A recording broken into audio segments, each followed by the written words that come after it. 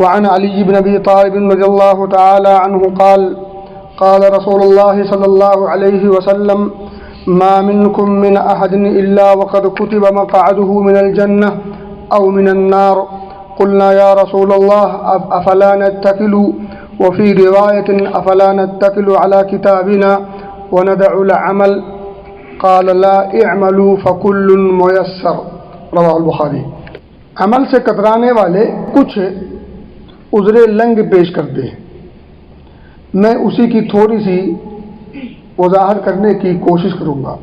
میرے بھائیوں اور دوستوں، اس دنیا کے اندر جب ہمیں بھیجا ہی گیا اچھے کام کرنے کے لیے، برے کام سے بچنے کے لیے، لیکن انسان نفسانی خواہشات کی پیروی کرتے ہوئے، دل کی بات مانتے ہوئے، رب کی بات کو ٹھکراتے ہوئے اچھے کام سے بھی دور رہتا ہے اور برے کام سے بچنے کی کوشش بھی نہیں کرتا، اور ساتھ ہی ساتھ اگر کبھی کوئی شخص یا نفس اس کا ملامت کرے ان برے اعمال پر اور اچھے اعمال سے دوری پر، تو طرح طرح کے عذر، بہانے اور ہیلے تلاش کرتا ہے اور بڑے دھڑلے سے یہ کہہ جاتا ہے کہ سب مقدر ہے۔ میرے بھائی، میرے دوست، آئیے حدیث پڑھتے ہیں اور اندازہ کرتے ہیں کہ یہ کہنا کہ سب مقدر ہے اور اس مقدر پر تکیہ لگا کر کے سو جانا کہاں تک درست ہے اور کہاں تک اس کی گنجائش ہے، اس کو سمجھنے کی کوشش کرتے ہیں۔ نبی پاک صلی اللہ علیہ وآلہ وسلم کا فرمان ہے، علی ابن ابی طالب رضی اللہ تعالی عنہ اس کے راوی ہیں، فرماتے ہیں کہ ما منکم من احد الا وقد کتب مقعده من الجنہ او من النار، یعنی ہم میں کے ہر شخص از آدم تا قیام قیامت سب کی جنت اور جہنم کا ٹھکانہ لکھا جا چکا ہے۔ یہ حدیث ہے، نبی کا فرمان ہے۔ کس کو جنت میں جانا ہے، کس کو جہنم میں جانا ہے، یہ مقدر ہے، فکس ہے، وقت کتبہ، لکھا جا چکا ہے۔ قلنا یا رسول اللہ، صحابہ کہتے ہیں کہ جب ہم نے یہ نبی پاک صلی اللہ علیہ وسلم سے فرمان سنا تو ہم نے اللہ کے رسول سے کہا کہ اللہ کے رسول صلی اللہ علیہ وسلم افلا نتکلوا، کیا اسی پر بھروسہ نہ کر لے؟ وفی روایت، دوسری روایت میں ہے افلا نتکل علی کتابنا وندع العمل، کیا ہم اسی تقدیر پر بھروسہ کر کے عمل سے دور نہ ہو جائیں، یعنی عمل چھوڑ دیں اور اسی تقدیر پر بھروسہ کر کے ہاتھ پر ہاتھ رکھ کے بیٹھے رہیں؟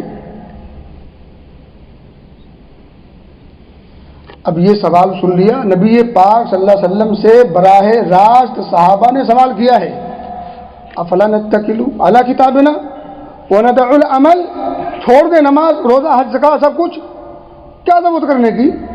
جب جنت یا جہنم مقدر ہو چکی ہے، جو ملنی ہے مل جائے گی، کیا ضرورت ہے کچھ کرنے کی؟ آپ نے فرمایا لا اعملوا فکل میسر، ہرگز نہیں، عمل مت چھوڑنا، تقدیر پر بھروسہ کر کے ہاتھ پر ہاتھ رکھ کے بیٹھ مت جانا، تم میں کے ہر شخص کو اس کام کے لیے اس کے راستے کو ہموار کر دیا جائے گا جو چیز اس کے لیے مقدر ہے۔ دوسری روایت میں ملتا ہے اعملوا، عمل کرو، عمل کرو، نماز پڑھو، اچھے اچھے کام کرو، برے کام سے رکنا بھی ایک عمل ہے، جس طرح سے اچھے کام کو انجام دینا یہ عمل ہے، برے کام سے رکنا بھی عمل ہے۔ عمل کرو مطلب سچائی کو اپناؤ، جھوٹ نہ بولو، نماز پڑھو، بے نمازی بن کے نہ رہو، اچھے کام کرو، برائیوں سے بچو، سب اس میں شامل ہے۔ اعملوا، عمل کرو۔ فکل میسر لما خلق لہ، ہر شخص کو اس کام کی توفیق دے دی جاتی ہے جس کے لیے اسے پیدا کیا گیا ہے۔ اما من کان من اہل السعادہ، وہ لوگ جو خوش بخت ہیں، فَيُيَسَّرُ لِعَمَلِ أَهْلِ السَّعَادَةِ، تو اللہ رب العزت ان لوگوں کو جو اہل سعادت ہیں، خوش بخت ہیں، نیک بخت ہیں، اچھے لوگ ہیں، نیکوکار ہیں، اللہ ان کو اچھے عمل کی توفیق دے دے گا اور یہ راستہ آسان کر دے گا۔ فَيُيَسَّرُ، وہ راستہ آسان ہو جائے گا جس کے لیے اہل سعادت بنائے گئے ہیں۔ وَأَمَّا مَنْ كَانَ مِنْ أَهْلِ الشَّقَاءِ، اس کے اپوزٹ جو لوگ بدبخت ہیں، برے ہیں، معصیت سے لت پت ہیں، وہ لوگوں کا معاملہ یہ ہے کہ اللہ رب العزت ایسے لوگوں کو برے کام کے کرنے کے راستے کو آسان کر دے گا۔ یہ میں حدیث پڑھ رہا ہوں میرے بھائیوں اور دوستوں، یہ دونوں حدیثیں کیا بتاتی ہیں کہ ہمیں اچھے کام کرنا چاہیے، اچھے کام کی طرف لپک ہوگی تو اللہ اچھے کام کے راستے کو آسان کر دے گا۔ اس کے برخلاف جو لوگ برائی کرتے ہیں اور برائی ہی پر رہتے ہیں تو اللہ ان کے لیے برائی کے راستے کو آسان کر دیتا ہے۔ ایک انسان جب حلال رزق کی تلاش میں نکلتا ہے دقت ضرور ہوتی ہے، لیکن اللہ اسے حلال رزق کا موقع فراہم کر ہی دیتا ہے، اور حرام کے راستے اگر اس کے سامنے آتے بھی ہیں تو وہ منہ موڑ لیتا ہے۔ جو منہ موڑا ہے نا، یہی ہے فیسر، اللہ آسان کر دیتا ہے اس کے لیے۔ آسان کا مطلب نہیں کہ دقت نہیں ہوگی اس کو حاصل کرنے میں، آسان کا مطلب یہ ہوا کہ اسے توفیق مل جائے گی رزق حرام سے بچنے کی، اور توفیق مل جائے گی رزق حلال کے حصول کی۔ یہ فیسر کا معنی ہے، یعنی جو چوری چکاری سے بچا لیا جائے اور رزق حلال کی طلب اور طلب میں وہ مخلص ہو جائے، گویا کہ رب کی طرف سے توفیق مل گئی ہے رزق حلال کے حصول کی اور حرام سے بچاؤ کی۔ تقدیر کے ہاتھوں آپ اور ہم بے بس نہیں ہیں۔ جن لوگوں نے ابھی نماز کے لیے مسجد میں پہلے آئے ہیں اور جو بعد میں آئے ہیں، کیا بعد میں آنے والوں کو اللہ رب العزت نے یا کسی نے روکا تھا پہلے آنے سے؟ جو لوگ پہلے آئے ہیں کسی نے مجبور ہو کے ڈھکیلا ہے کہ جاؤ جلدی مسجد، وہ اپنی اختیار اور اپنی قدرت کے ساتھ آئے ہیں۔ جو لیٹ آئے ہیں وہ اپنے قدرت اور اختیار اور ارادے کے ساتھ لیٹ آئے ہیں۔ ایک انسان مسجد میں پہلے آ سکتا ہے، دیر میں بھی آ سکتا ہے۔ ایک انسان نماز پڑھ بھی سکتا ہے، نہیں بھی پڑھ سکتا ہے، جیسا کہ ہمارے عادتیں ہیں۔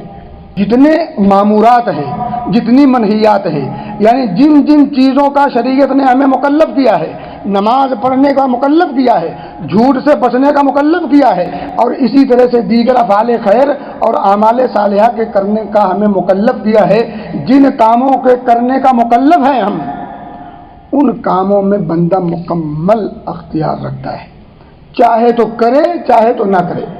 ابھی بھی کچھ لوگ نہیں آئے ہوں گے، ان لوگوں کو کسی نے روکا ہے؟ کسی نے روکا؟ جو لوگ آئے ہیں کسی نے کھدیڑا ہے؟ کسی نے نہیں کھدیڑا۔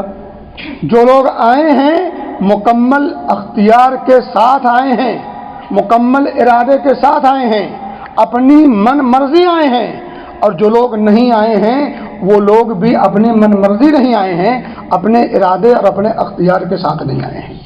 اسی طرح سے آپ دیکھیں، اچھا کام جب انسان کرتا ہے تو لوگ بھی تعریف کرتے ہیں اور اللہ رب العزت نے بھی تعریف کی ہے اچھے کام کی، اور برا کام جب انسان کرتا ہے تو برے کام پر لوگ بھی برا سمجھتے ہیں اور اللہ نے بھی مذمت کی ہے۔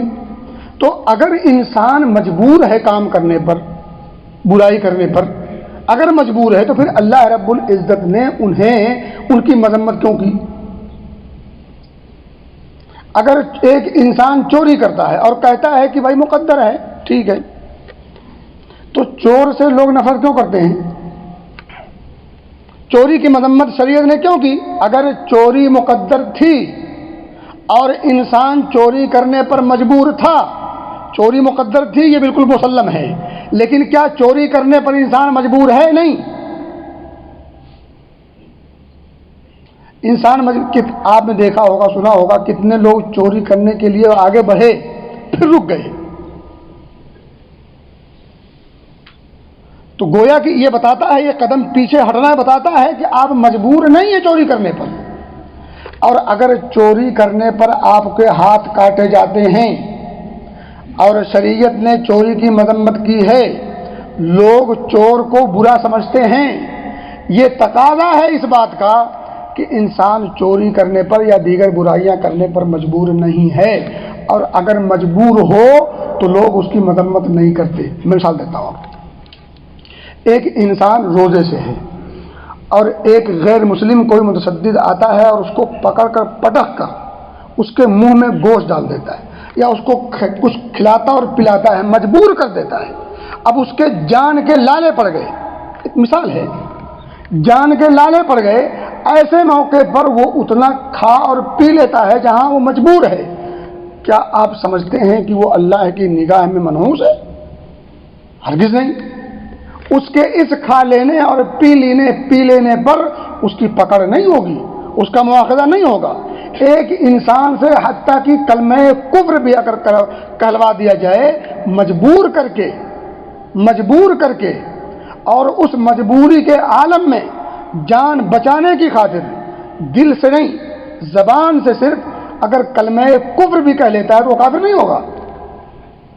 اور ایک انسان اشہد ان لا الہ الا اللہ کہتے ہوئے اور کفریہ کلمہ کہہ دے اپنے اختیار سے، تو وہ ایک طرف لا الہ الا اللہ کا اقرار بھی کر رہا ہے، دوسری طرف کلمہ کفر بھی بک رہا ہے، وہ کافر ہے.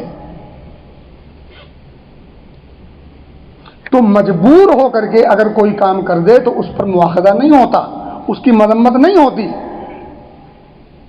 ایسے لوگوں کو برا بھلا نہیں کہا جاتا. تو اس کا مطلب یہ ہے کہ جس برے کام پر لوگ مذمت کر رہے ہیں یا شریعت نے اس کی مذمت کی ہے، اس کام کے کرنے پر آپ مجبور نہیں ہیں. میرے بھائی، میرے دوست، ہم اپنی دنیا میں یہ دین کے معاملے میں تو ہم نے تقدیر پر سب کچھ ڈال دیا، نماز نہیں پڑھتے مقدر ہے،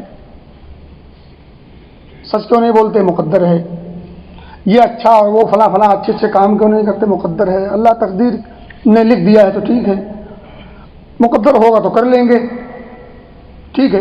پہلی بات تو یہ ہے کہ اگر واقعتاً ایک گنہگار اپنی معصیت کو تقدیر پر ٹال دیتا ہے تو روزی مقدر نہیں ہے، روزی بھی تو مقدر ہے. روزی بھی مقدر ہے تو پھر وہ شخص جو معصیت کو تقدیر پر ڈال کر معصیت سے رکتا نہیں، جو اچھے کام سے رکا ہوا ہے صرف اس بنیاد پر کہ مقدر نہیں ہے اس لیے نہیں پڑھتے، ٹھیک ہے مان لیا، تو پھر رزق بھی تو مقدر ہے. گھر سے کیوں نکلتے رزق کے حصول کے لیے؟ مقدر ہے. جس طرح سے نماز نہ پڑھنا مقدر ہے، اسی طرح سے رزق کا ملنا بھی مقدر ہے. تو جب رزق کے حصول کے لیے گھر سے نکلتے ہو تو نماز کے لیے گھر سے کیوں نہیں نکلتے؟ بیماری مقدر ہے، شفا مقدر ہے، یا بیماری وہ موت کا سبب بنے گی مقدر ہے، سب کچھ مقدر ہے، ہر چیز مقدر ہے. اِنَّا كُلَّ شَيْءٍ خَلَقْنَاهُ بِقَدَرٍ، کوئی بھی ایسی چیز نہیں جو مقدر نہ ہو، ہر چیز مقدر ہے. اسی طرح میرے بھائی دوستو، اگر آپ کو یہاں سے مکہ جانا ہے مثال، اور ایک آدمی جو بالکل باوثوق ذرائع سے بتاتا ہے کہ فلاں راستہ آسان بھی ہے اور پرامن بھی ہے، دوسرا راستہ مشقت سے بھرپور بھی ہے، پرخطر بھی ہے، آپ مجھے بتائیں آپ اس دوسرے راستے پر جو پرخطر ہے چلو گے یہ کہہ کر کے کہ مقدر ہے؟ ہرگز نہیں. ہر شخص وہ راستہ لے گا جو آرام دہ ہے، پرامن ہے، آسان والا ہے، اور یہ نہیں کہے گا کہ یہ مقدر ہے. اب پہلی بات یہ ہے کہ یہ کیسے پتا آپ کو کہ مقدر ہے؟ یہ پتا کیسے ہے؟ کوئی بھی کام جب تک ہم کر نہیں لیتے تب تک ہمیں معلوم نہیں ہوتا کہ یہ مقدر تھا. یہ آج کا خطبہ میں دیتا نہیں دیتا یہ مجھے نہیں پتا تھا. اب جب خطبہ دے رہا ہوں تو اب میں یہ کہہ سکتا ہوں کہ خطبہ دینا مقدر تھا. اور یہ خطبہ مکمل ہوگا یا نہیں مجھے اس کا علم نہیں ہے، تو میں یہ نہیں کہہ سکتا کہ یہ خطبہ میں مکمل بھی کروں گا، تو پھر میں تقدیر پر بھروسہ کر کے میں آپ کو بیٹھا رہوں گا؟ ہرگز نہیں۔ اس کی تیاری کرنا، اس کے لیے آنا، پھر یہاں کھڑے ہونا، پھر دیگر چیزیں۔ تو کہنے کی بات یہ ہے کہ آپ کو اور ہمیں پتہ کہاں چلا کہ یہ چیز مقدر ہے؟ ہم بے نمازی رہیں گے، بے نمازی ہو کے مریں گے، یہ مقدر ہے، اس بات کا ہمیں علم ہے؟ نہیں علم ہے۔ تو جب نہیں علم ہے تو پھر تقدیر کو بنیاد بنا کر کے بے نمازی بن کے رہنا یہ کہاں کی عقل مندی ہے؟ میرے بھائی، میرے دوست، میں کہہ رہا تھا کہ آپ آسان راستے کو اپنائیں گے اور پرخطر راستے سے بچیں گے، اور پرخطر راستے کو اس لیے نہیں اپنائیں گے کہ یہ مقدر ہے، تو پھر نماز کو کیوں نہیں اپنائیں گے کہ نماز پڑھنا اور نہ پڑھنا یہ کیا مقدر ہے آپ کو پتہ نہیں؟ غور کریں، اگر آپ کو 2 ملازمت ملے، ایک کی سیلری 2000 ہے، ایک کی 4000 ہے، میرا خیال یہ ہے کہ کوئی شخص ایسا نہیں ہوگا جو 2000 والے کو ایکسیپٹ کرے گا، ہر شخص لپکے گا 4 والے کی طرف، مقدر کو بنیاد بنا کر کے 2000 والی ملازمت کو اختیار نہیں کرے گا، ہر آدمی لپکے گا 4 والے کی طرف۔ آزاد ہے نا، 2 والی پر مجبور نہیں ہے، 4 والی پر بھی مجبور نہیں ہے، 2 والی چھوڑ کر بستر کو چھوڑ کر مسجد آنا ہے، 2 والی کو چھوڑ کر 4 والے کی طرف جانا ہے۔ تو دنیا کے معاملات میں ہم کم والی کو چھوڑ کر زیادہ والی طرف چلتے ہیں، دین کے معاملے میں تقدیر پر بھروسہ کیوں کرتے ہیں؟ چور ہے دل میں کچھ۔ اسی طرح سے میں آپ کو ایک آخری بات کہ جب مقدر کو آپ نے تکیہ بنا کر کے برے کام کو کرنے پر بھروسہ کر لیا تو اس کا الٹا بھی تو کر سکتے ہیں، آپ اچھے کام کریں، نیکی کے کام کریں، اچھائی کی طرف بڑھیں، یہ سوچ کر کے کہ مقدر ہے۔ ایسا کیوں نہیں کرتے؟